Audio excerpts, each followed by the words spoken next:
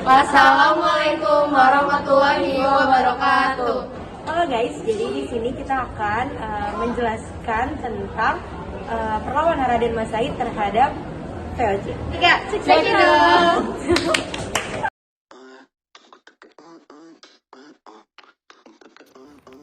Selanjutnya kita akan membahas latar belakang perlawanan.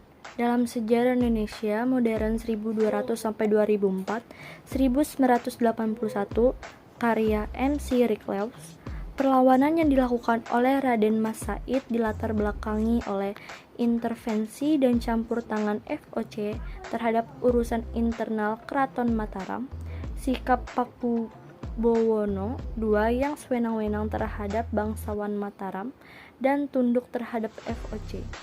Keinginan Raden Mas Said untuk mengambil hak atas kekuasaan beberapa daerah Mataram. Jalannya perlawanan. Raden Mas Said adalah putra dari Arya Mangkubuwono yang merupakan adik dari Pakubuwono II.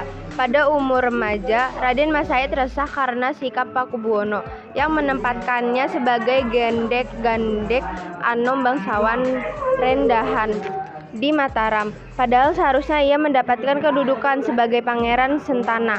Raden Mas Said memutuskan keluar dari istana dan melakukan pemberontakan di berbagai daerah Mataram bersama para bangsawan yang merasa kecewa dengan pemerintahan Pakubuwono II seperti Sutawijaya dan Suradiwangsa.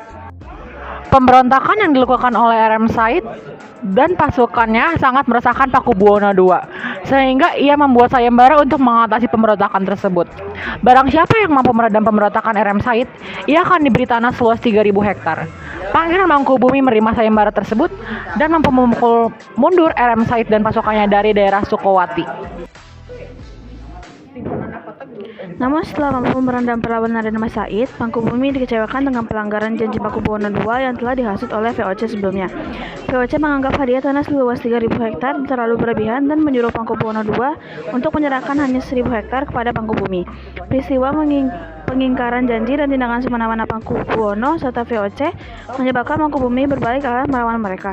Mangkubumi bergabung dengan perlawanan Raden Mas Said pada 1746. Dalam buku Yogyakarta di bawah Sultan Mangkubumi 1749-1792 2002 karya M.C. Rickles disebutkan bahwa hingga akhir 1947 Mangkubumi memiliki 13.000 pasukan dengan 2.500 diantaranya adalah pasukan berkuda.